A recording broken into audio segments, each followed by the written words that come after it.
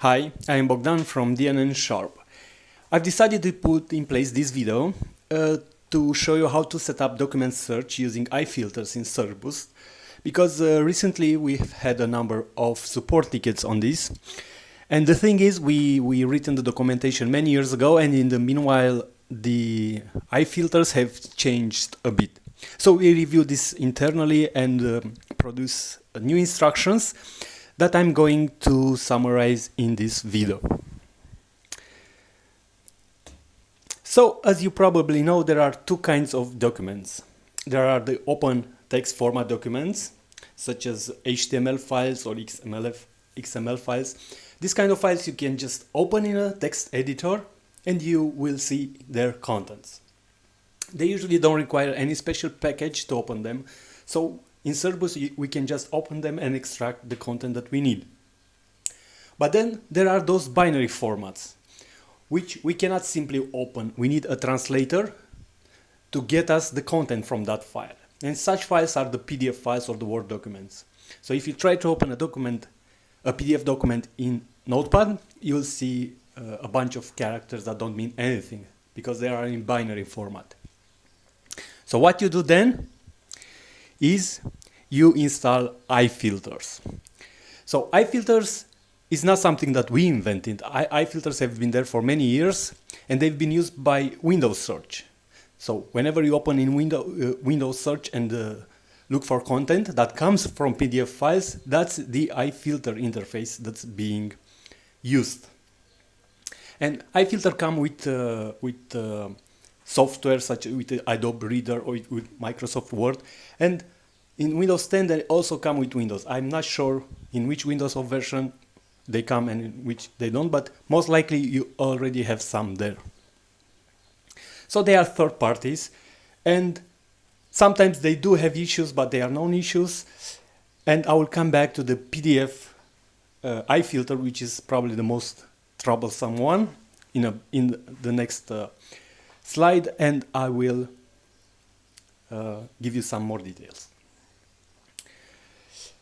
But before that, you should know that the PDF and the Word documents are not the only iFilters available today. You can basically find iFilters for every binary format that is at least popular and used by someone. So you can find also for Excel files, PowerPoint files. This also comes with Office. You can find for video files. You can find for health files.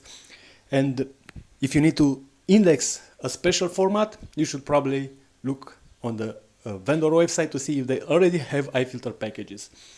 Or if you install the software, it will probably be installed with the software. So now let's get back to the most troublesome one, which is indexing the PDF files. So most of the time this works without problems. You just install the PDF iFilter from the Adobe website and you install it on the server.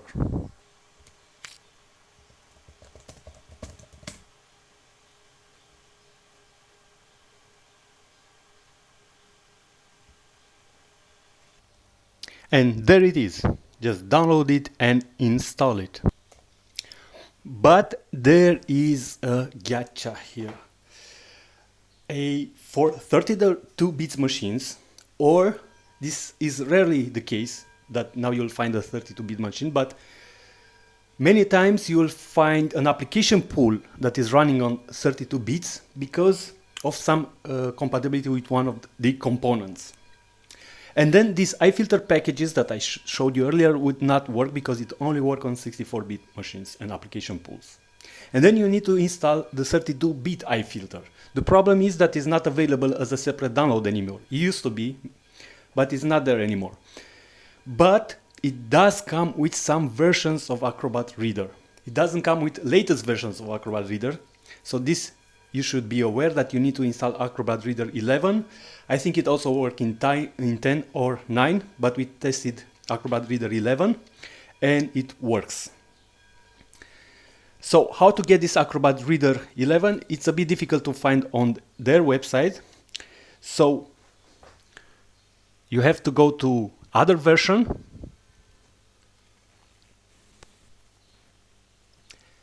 and then select the operating system to Windows XP SP3. You would select maybe English, and then you only have one version available. I'm not sure how you would get older version like Acrobat Reader 10 or 9, but this is how you get Acrobat Reader 11, which works.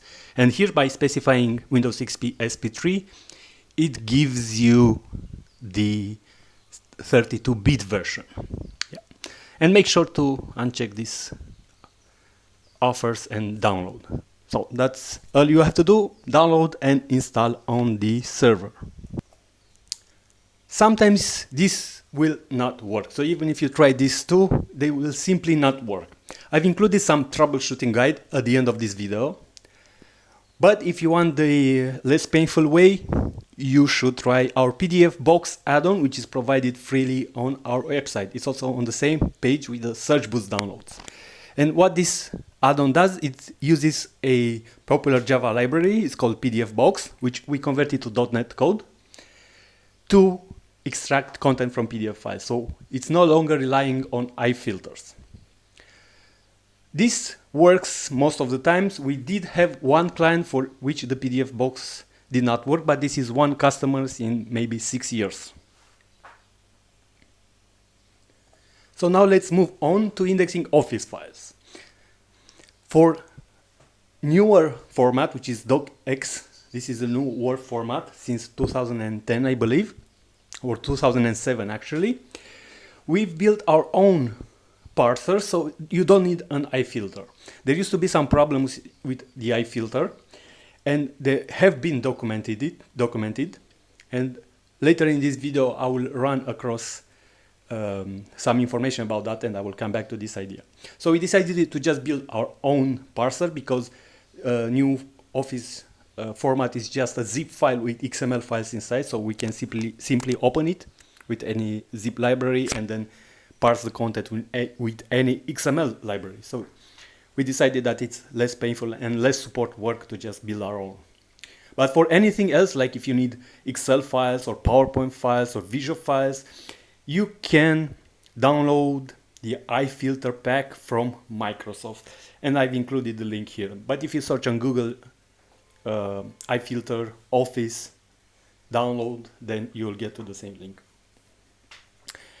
And these iFilters are most likely already on your operating system, like I told you earlier, but they also install with Office. So if you already have Office on the server, you will probably not need to go through these steps. And there is an easy way to check if a certain document type is supported. Just go to the SearchBoost admin console and navigate down to the document search section, and here you have file types. Yeah, it will be collapsed by default, and then when you expand it, you see which document types are supported and which are not on your server.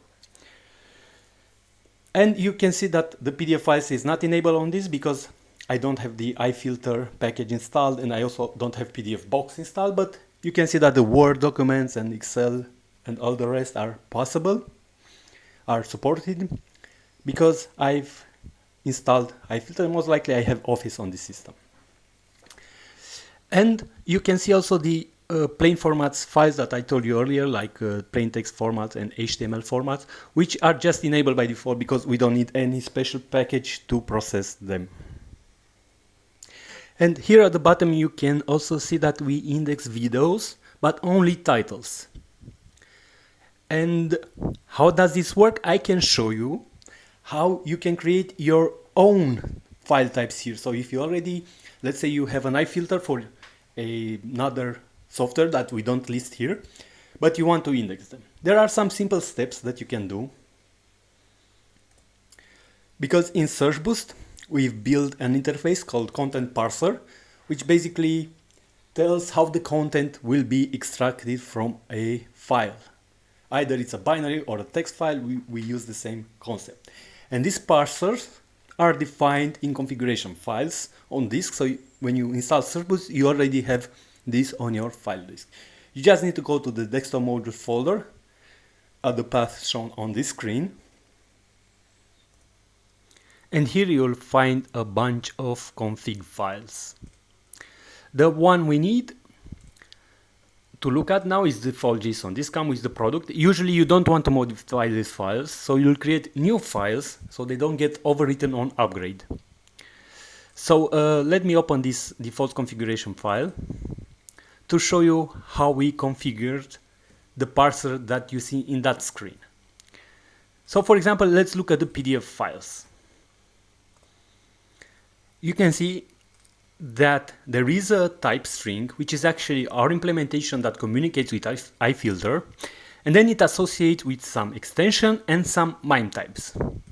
We did both because sometimes you have a file on disk with the PDF extension, but other times you have an HTML stream, for example, and you download it from a URL, and that will only tell you the MIME type. It might not tell you the extension. And here, for example, are the Word files. And here I come back to what I've told you earlier, that this Word, the iFilter Word had a problem. I'm not sure if it still has it, but probably we need to support all version, and probably we still have it. And that's why we implemented our door parser. And you can see that it's a different class that does this. And then for other documents, for example, for Word 97, you will see iFilter again. So if you were to create your own configuration for an iFilter powered search, document search, then you would create a node like this and just change the name, the title, and then the extension and the MIME type. You would leave this string the same because this is the same for all content that comes from iFilter. And here at the bottom, you can also see the plain text formats, and here we have other parsers. And the nice thing is that if you are a developer, you can also implement your own parsers. So you don't need to rely on iFilters or on what we provide. You can also roll your own. And finally, I want to get back to some more information about troubleshooting iFilters, especially the PDF iFilter, because that's been causing problems for some of our clients, and that's why we built PDF Box in the first place, because the Adobe iFilter sometimes just doesn't want to work. But many times it will work, and there are some steps here that you can do. So after installing the iFilter, if it doesn't work, try to restart IIS. And if that still doesn't work, try to restart the server. If it still doesn't work, try to add the PDF iFilter to the path variable. And I put a link here to an article that I found on Google, where it says how to set this path variable. It provides instruction for, I think, for both 32-bit and for 64-bit. And for example, this would be the path to the iFilter for the 64-bit. And probably somewhere, I'm not sure if it's on the same page. Yeah, so it's not on the same page. But for 32-bit, you would have something similar. Only probably it would be program files x84.